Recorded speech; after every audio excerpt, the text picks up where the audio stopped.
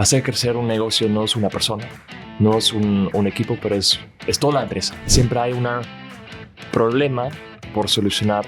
En muchos casos tratan de solucionar un problema, pero no el problema del raíz. ¿Qué pasa a veces cuando vamos solo táctica o por ahí poco estrategia sin entender el problema del raíz? Es que se explota algo en la empresa o generas cuellos de botellas que después sean un dolor de resolver. Para lograrlo, a veces tienes que pensar fuera de la caja, hacer cosas que tal vez nunca quisiste hacerlo, y acá hay un mar de oportunidades. Siempre hay oportunidades, pero claro, uno necesita escoger el raíz y comenzar de cero, ¿no? Como un árbol. Si tiene un buen raíz, el árbol crece. Y si se malogra el raíz, ya se cae el árbol, ¿no? Y se pone mucho agua al raíz, se tumba el árbol. Eso pasó recientemente en el parque donde vivo. Emprender es ver oportunidades donde los demás no logran verlas. El emprendimiento corre por nuestras venas y pasa de generación en generación. La creatividad y el progreso son parte de nuestro ADN. Para emprender, a veces solo hace falta un pequeño impulso. Ven Emprendedor, un podcast de Fundación Romero. Hola, bienvenidos a Vena Emprendedora. Hoy día estoy con mi nuevo amigo Auke von Deutecom.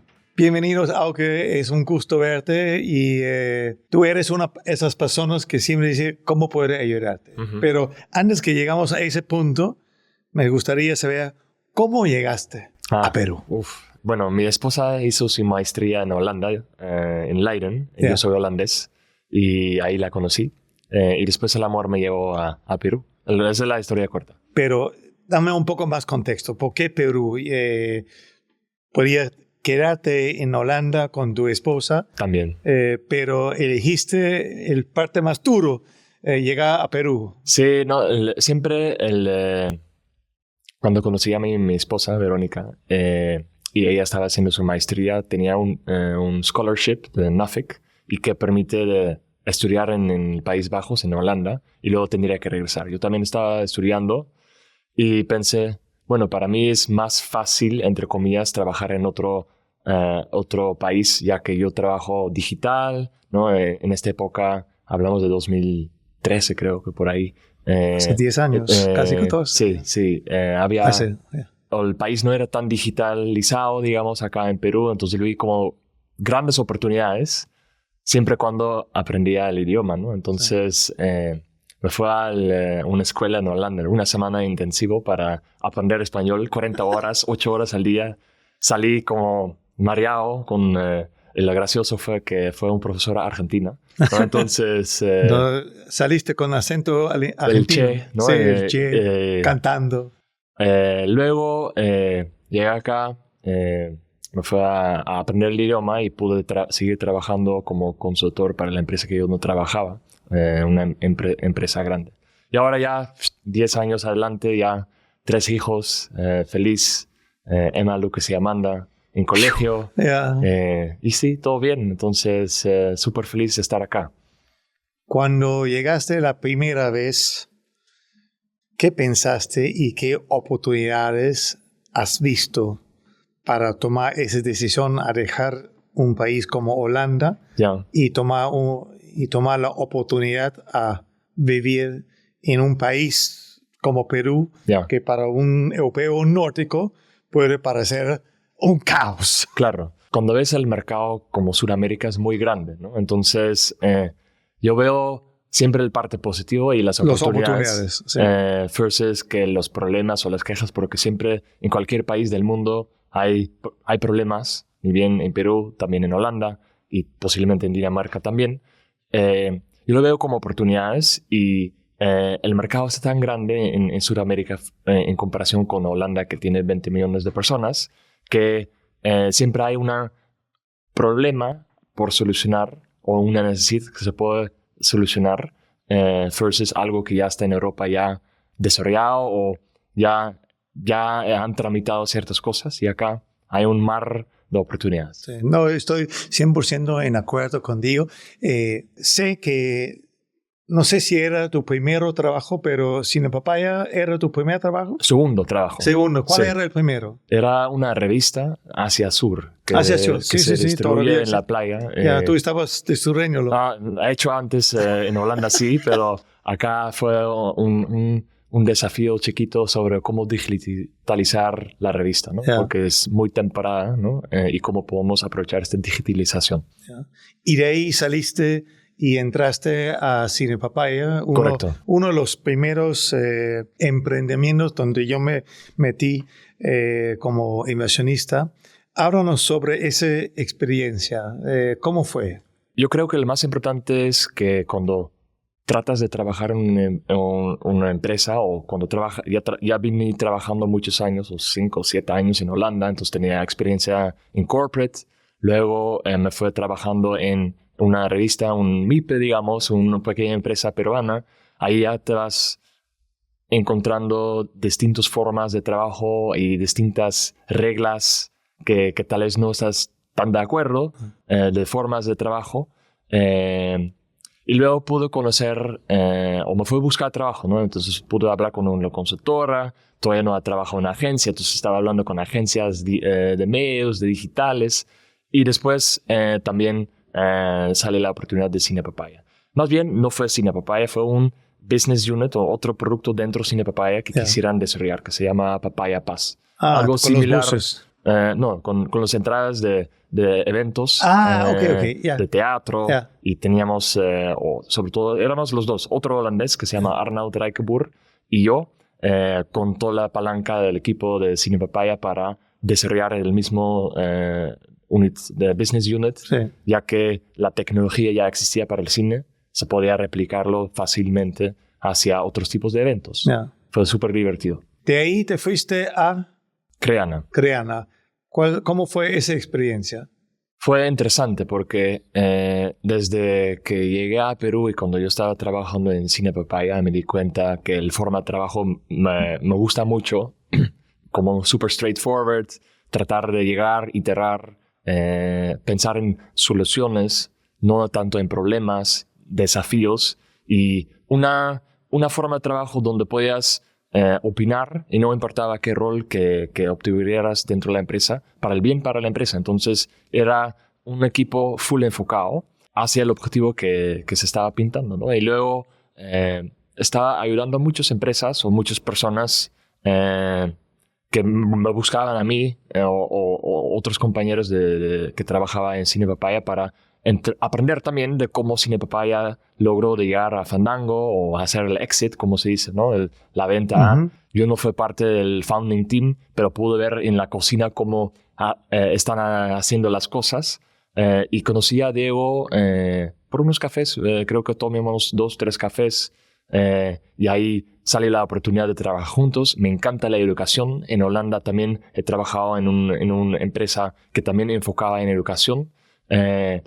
Y en mi opinión, si podemos trabajar o si puedo trabajar en algo que tiene un triple impacto, no una persona, una sociedad y una empresa, es súper enriquecedora. Y desde el inicio ya estaba ya casi vendido para darle todo a Creana, ¿no?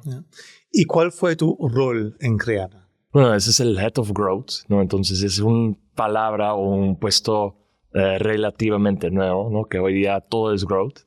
Pero todos se ponen, soy manager de growth, ¿no? Sí. Pero y ahí encontraste todavía más experiencia sobre el growth. Y yo sé que has hecho un libro, Domina las claves de growth, que justo ha salido el año pasado. Correcto. Y solo para que ustedes sepan, está en tiendas en todo Perú. O al menos pueden llamar en Kindle, en Amazon, ahí digital. Y si quieren una copia, me quedan unos 50 todavía del primer tiraje. Y me pueden buscar por LinkedIn y ahí coordinamos. Pero regresando un poco a hacer crecer negocios, hacer crecer un negocio no es una persona, no es un equipo, pero es toda la empresa, ¿no? Entonces ahí en este libro, y ni bien todavía no tenía desarrollado esto cuando yo trabajaba en Creana, ¿no? Es algo nuevo. En los años vas viendo, trabajo en Cine Papaya, trabajo en varios emprendimientos, exitosos, ¿no? Pude ser parte de ello, obviamente en algunos de ellos en posiciones de liderazgo. Entonces ahí ya trataba de reflexionar por qué logré o logramos hacer esto. Y ahí me di cuenta que hay una fórmula que a mí me ha servido de hacer crecer negocios sostenibles. Yeah. Y que son estos 10 fundamentos de growth. Y como hablamos hace un rato, hay muchas personas que dicen, hoy yo trabajo en growth o en crecimiento. Pero la verdad es una palabra que se usa, es casi como moda. Uh-huh. Y me gustaría saber qué exactamente es growth. Yo sé que se puede leer en tu libro, pero cuéntanos un poco qué es growth y qué tipo de talento debes tener para hacer un buen candidato para entrar en ese departamento de crecimiento en una empresa. Ya, perfecto. En mi opinión, growth es entender tus 10 fundamentos, ¿no?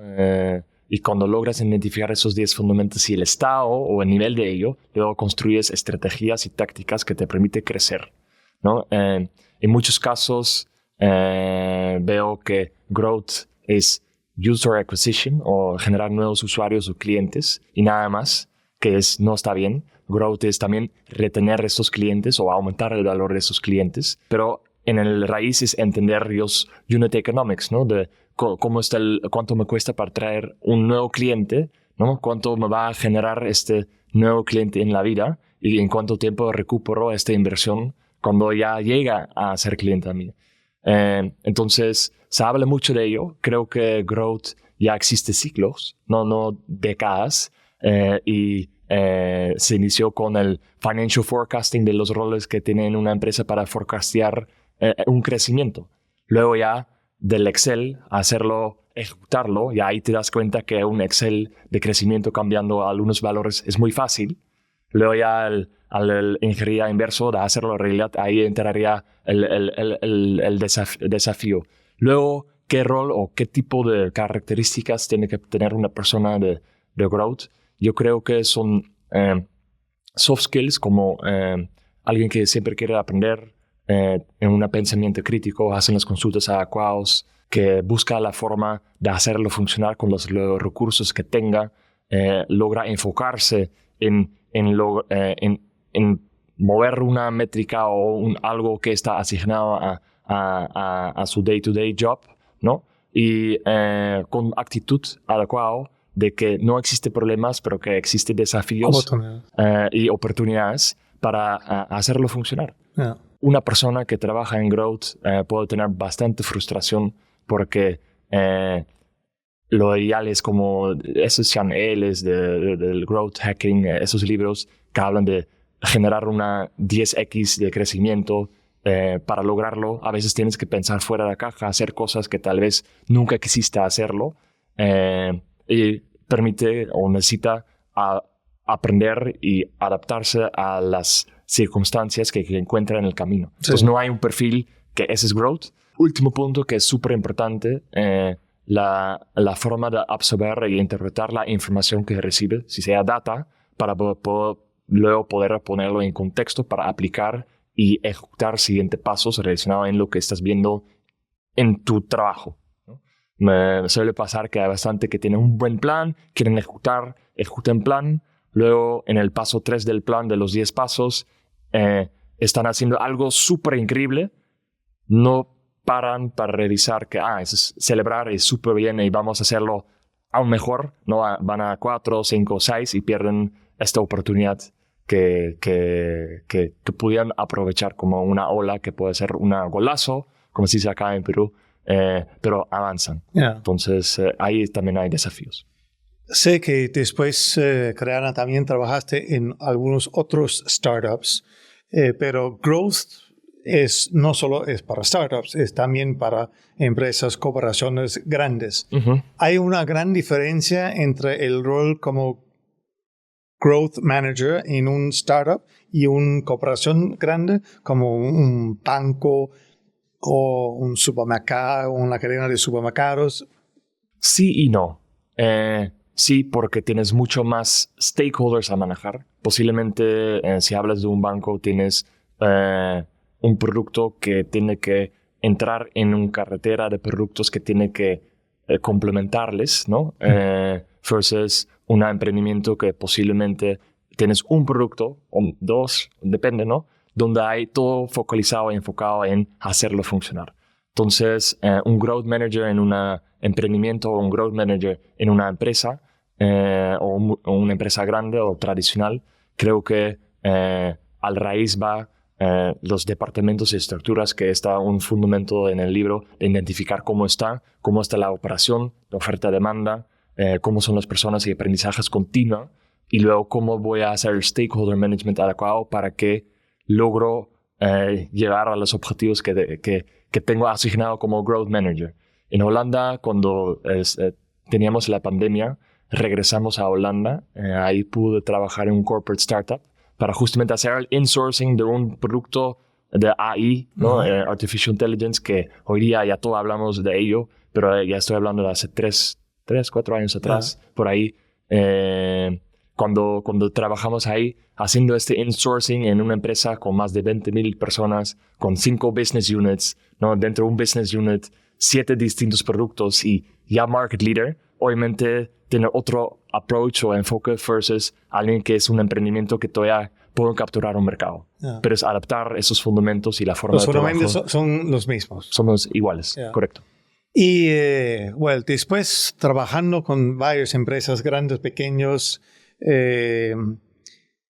tomaste la decisión, ahora no solo voy a compartir mi experiencia con uno, voy a compartirla con el mundo, y tienes ahora tu propio emprendimiento, consultoría de ayudar a las empresas y personas, porque no solo es empresas que tienen que crecer, también nosotros como personas. ¿Cómo fue ese cambio para ti? Interesante.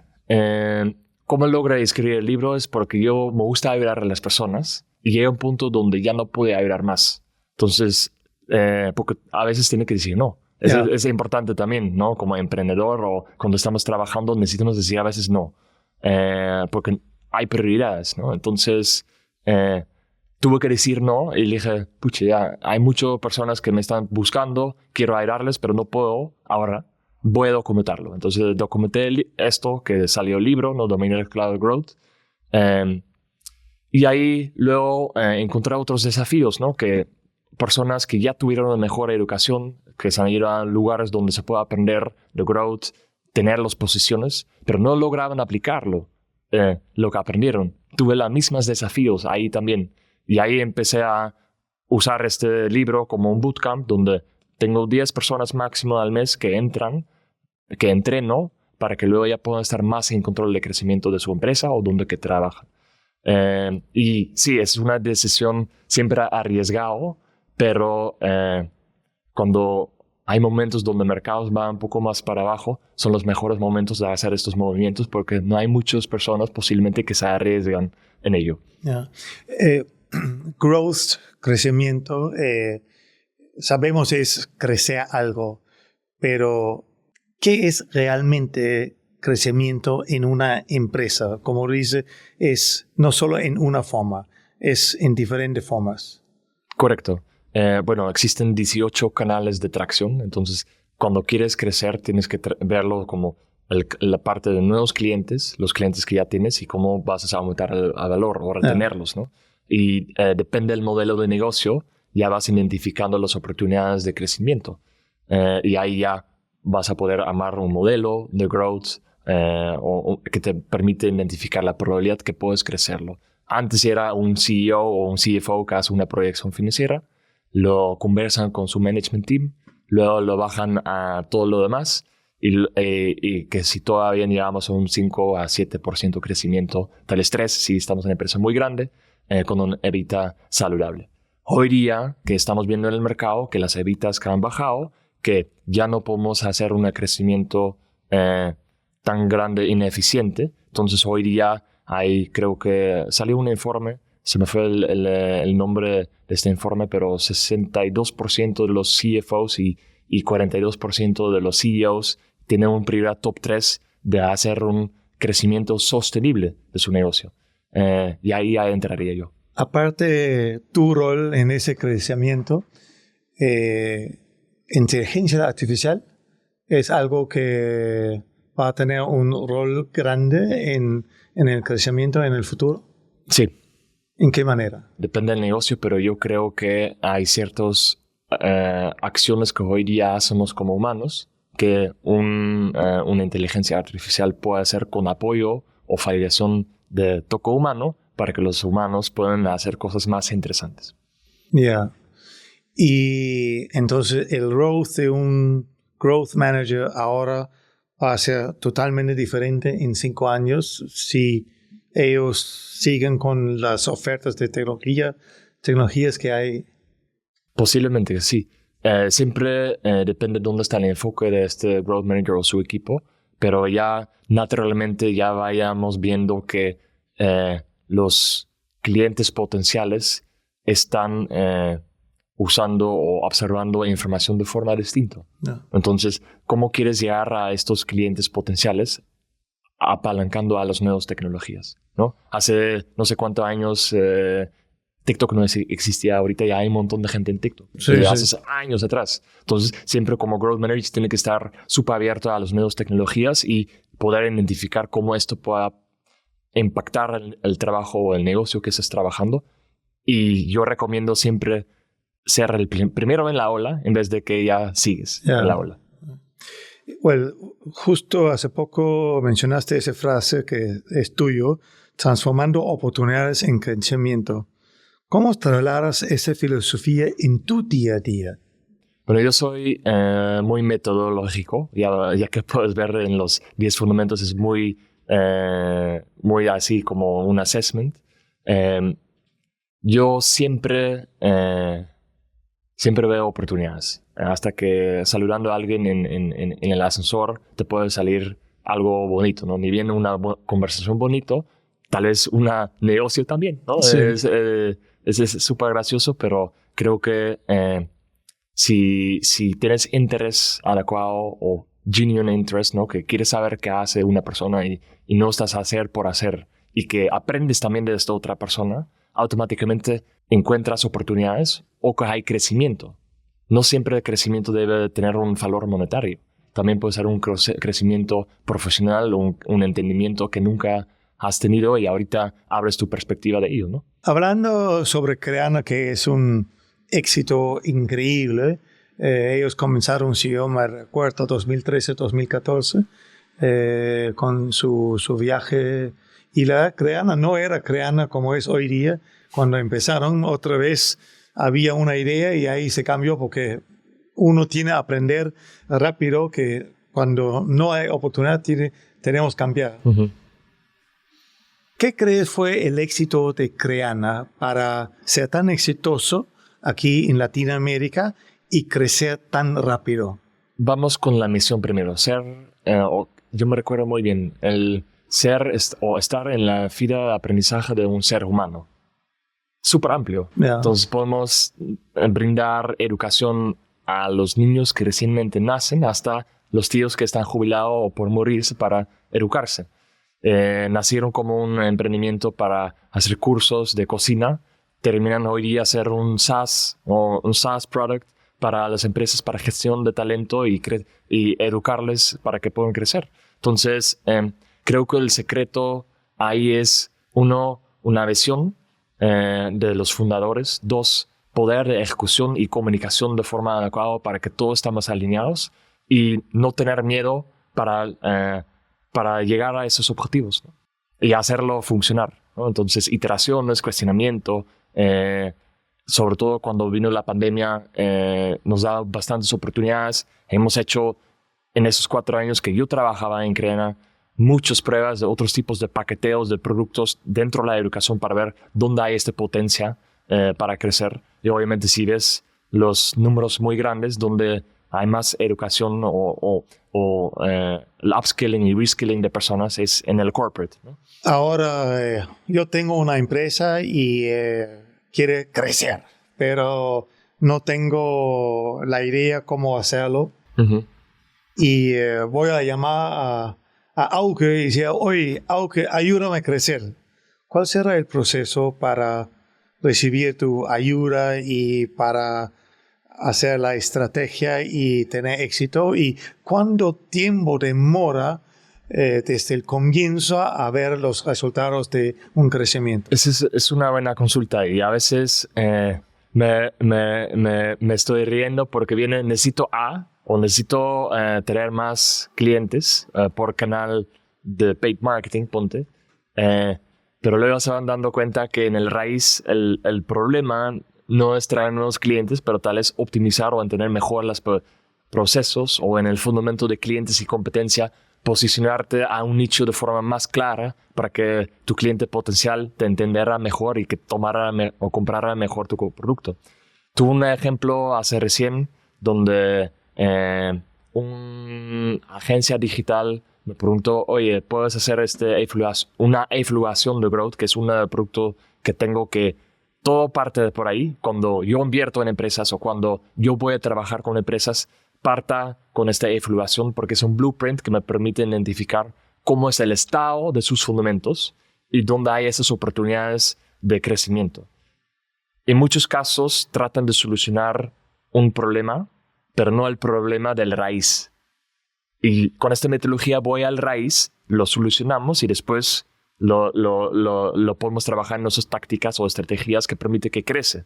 ¿Qué pasa a veces cuando vamos solo táctica o por ahí un poco estrategia sin entender el problema del raíz? Es que se explota algo en la empresa o generas cuellos de botellas que después se dan un dolor de resolver. Y sobre el impacto de esto, yo trato siempre de tener un impacto rápido dentro de los 60 días porque sé que cualquier inversión tiene que generar una rentabilidad y cuanto antes mejor. Yeah. Pero obviamente es el famoso depende cómo encuentro este estado de sus fundamentos. Claro. O si hay algo roto o no hay un data suficiente que necesitamos tener para tomar mejores decisiones, tenemos que tomar decisiones basadas en assumptions que en muchos casos, si son decisiones importantes, no es lo ideal.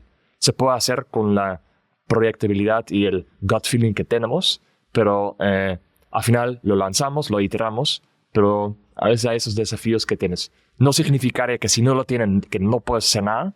Obviamente avanzamos, pero tenemos que tener muy claro estos hallazgos que podemos tener en el camino. Siempre hay oportunidades, pero claro, uno necesita escoger el raíz y comenzar de cero, ¿no? Como un árbol. Si tiene un buen raíz, el árbol crece. Y si se malogra el raíz, ya se cae el árbol, ¿no? Y se pone mucho agua al raíz, se tumba el árbol. Eso pasó recientemente en el parque donde vivo. Auke, muchísimas gracias por compartir toda tu experiencia con nosotros. Si alguno de ustedes quiere crecer su empresa, Auke está listo para compartir su libro y también su experiencia.